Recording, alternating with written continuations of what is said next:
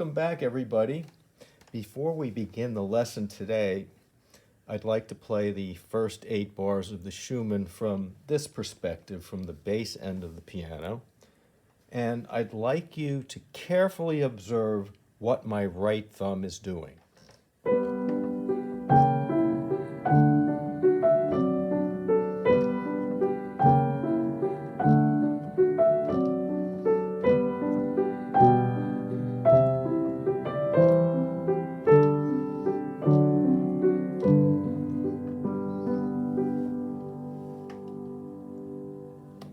So now the thumb is doing the opposite of what the other fingers are doing. Namely, we're coming down on it. And generally, when you do play the thumb in a piece, there is a downward motion on it because it plays on its side. And the other fingers have a grabbing action because they're curved this way when they're playing. The thumb, if it played like this, yeah, it would pull you forward. But it's the only finger playing on its side. And so consequently, when you're playing a scale, for instance, it's a down, up, down, up, you see? So it's always the low point of the wrist, is what I'm trying to get at.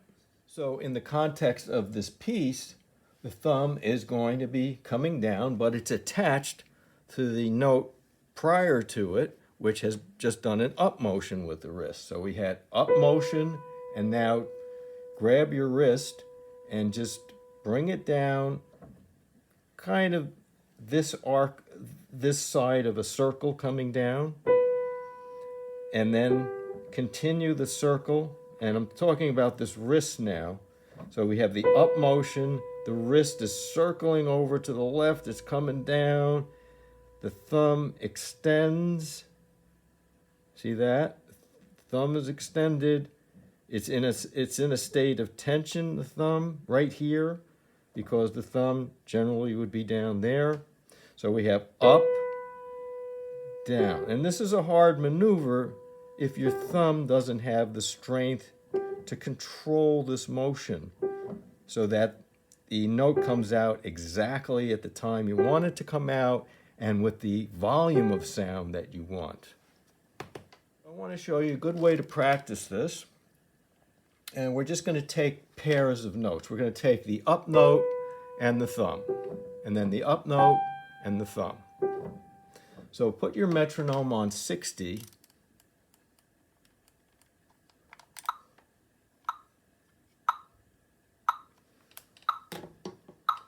And we'll proceed like this. 1, 2, 3. Up, roll around. And just practice holding that B down, see, and doing a circle on this B, and then dropping on that thumb, bringing the circular motion of that wrist around to assist in the playing of that thumb. You can do it 1, 2, 3, 1, 2, 3. You could do that. But it's much easier to just hold the note down like this. 1, 2, 3. 1, 2, 3. So on this, let me just turn this off. So on this down motion of the wrist, it's up, it's coming around to the left, it's starting to descend right here, watch. It reaches its lowest point down here and then push it over to the right. Continue that circle because that's going to bring us to the next note. And then the same thing is going to happen again, okay? So here's an exercise you can do. So starting with the B and the G, play the thumb 4 times. So 1, 2, 3, 1, 2, 3. 1, 2, making a circle. 1, 2, 3, 1, 2, 3. Then your next step would go up, would be to go to the high G here and do the same thing. 1, 2, 3. 1, 2, 3. 1, 2, 3. 1, 2, 3. I'd just like to stop here briefly and point out that I have a very large hand. My span from tip of my thumb to the tip of my fifth finger is almost 10 inches, just shy of 10 inches. A tenth on the piano is 9 inches, whereas an octave on the piano is 7 inches.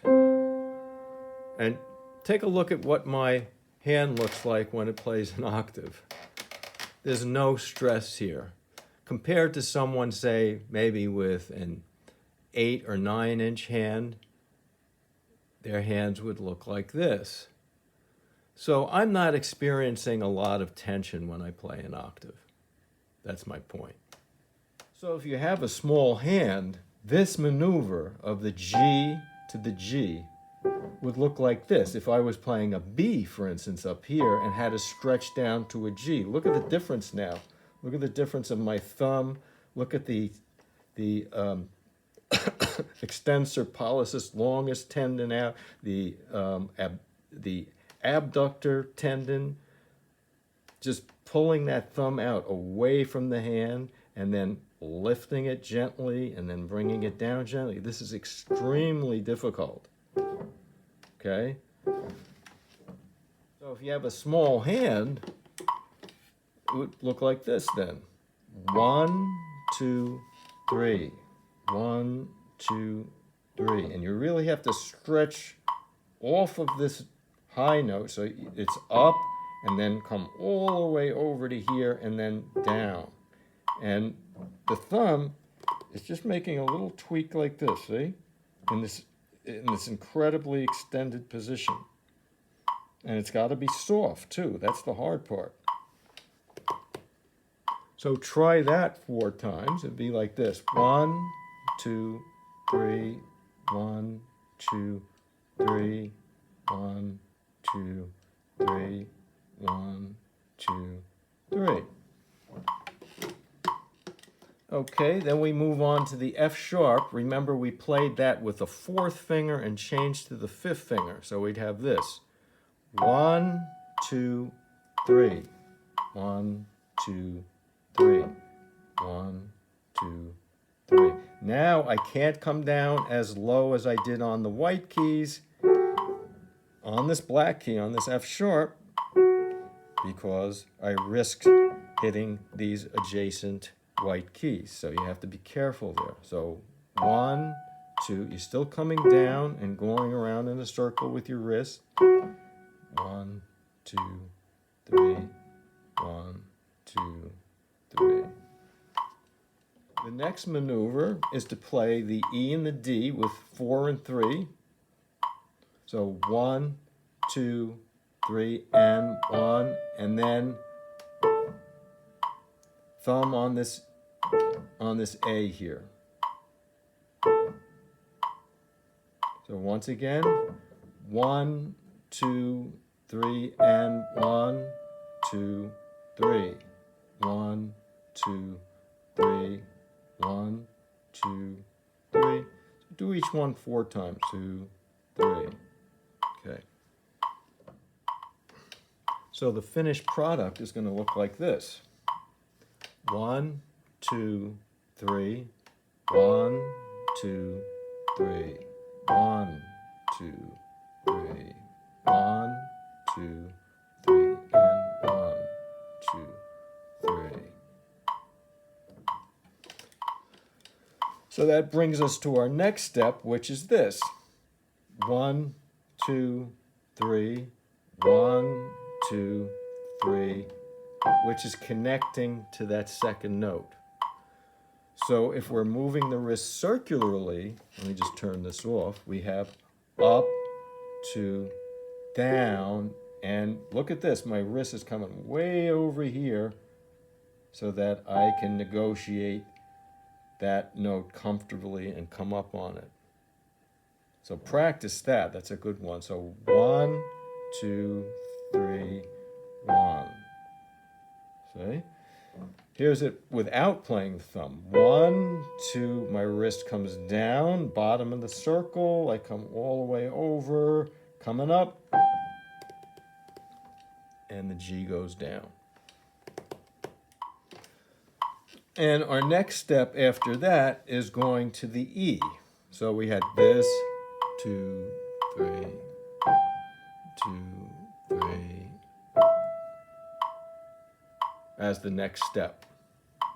So practice up, 2, down, up, down, fourth finger, and switch to 5.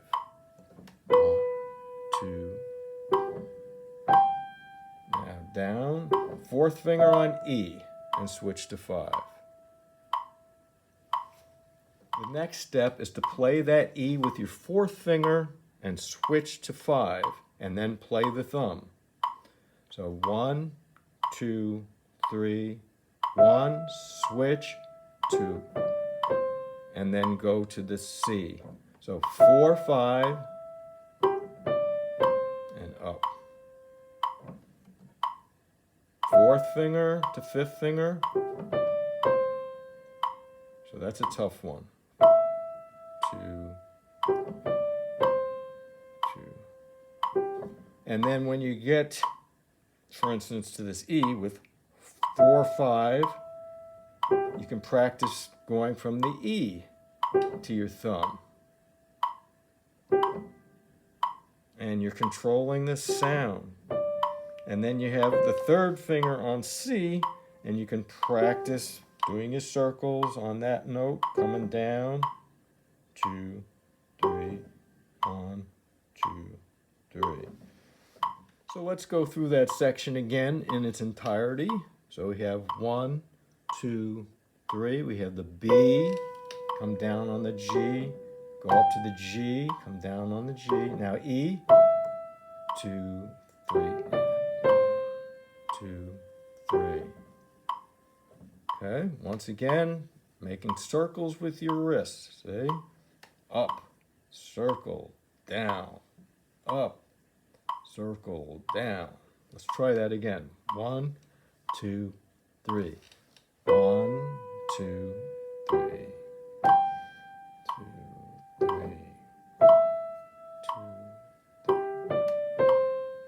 2, 3. All right, next we have A, D, B.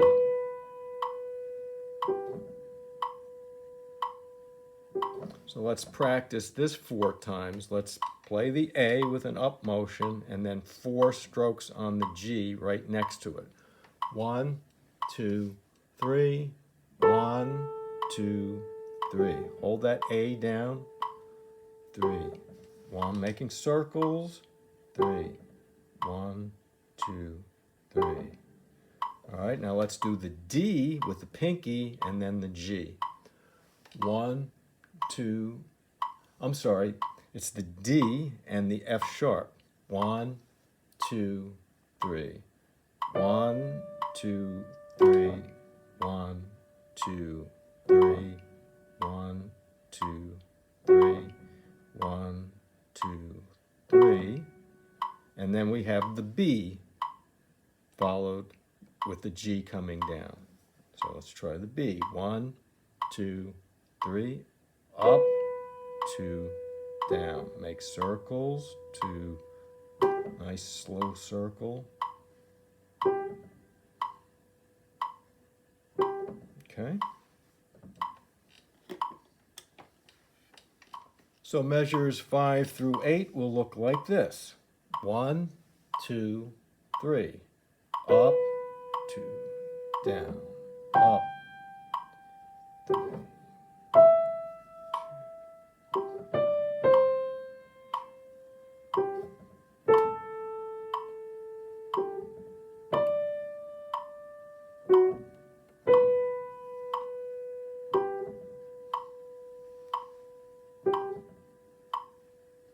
All right, let's try the whole thing now, and then I'll leave you to practice it for the next couple of weeks. Here we go. 1, 2, 3.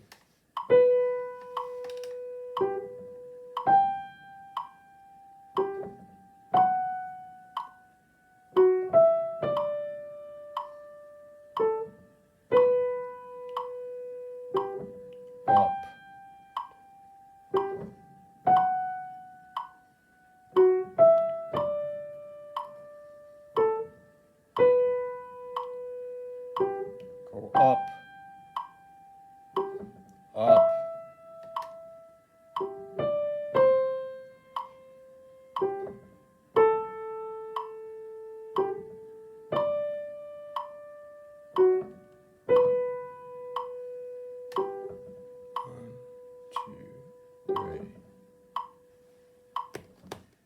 Once you get the hang of this, I'd like you to speed it up. So we're at 60, and believe it or not, it'll get easier as you go faster. It's much harder to play slowly. So here, for instance, at 80. 1, 2, 3.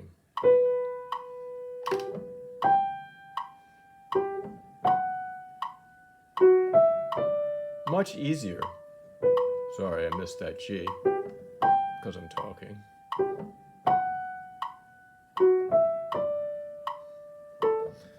But the control you need and the muscular control you need is best gotten by playing really, really slowly. The slower you play, the harder it is. Let's move the metronome up to 100 now. Let's see. 1, 2, 3.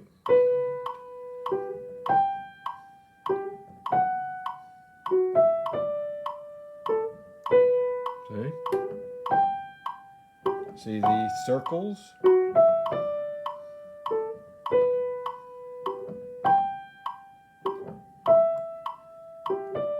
Always up. Remember to go up, up, up.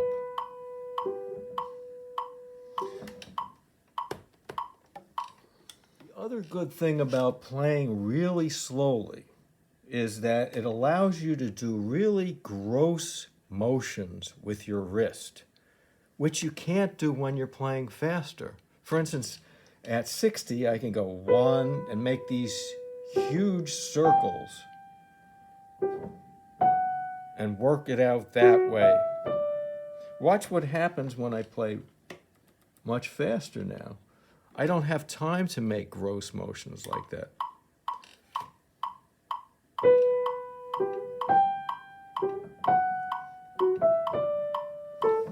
It's still there, but it's modified.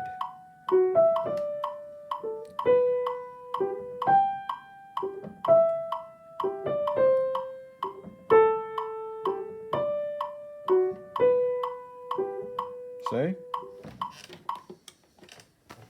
So the key is you always have to have your wrist moving. If your wrist freezes, your fingers are going to freeze. You can't play with a frozen wrist like this, see? Your whole arm will stiffen up to your elbow, and you'll be unable to play. Excuse me. So these gross motions allow the fingers to move more. They assist the fingers in their motion, see? See, these gross motions actually coordinate to get the fingers to move more. All right, so that's it for today, and work on that until you're comfortable with it, and we'll go on from there. Okay, take care.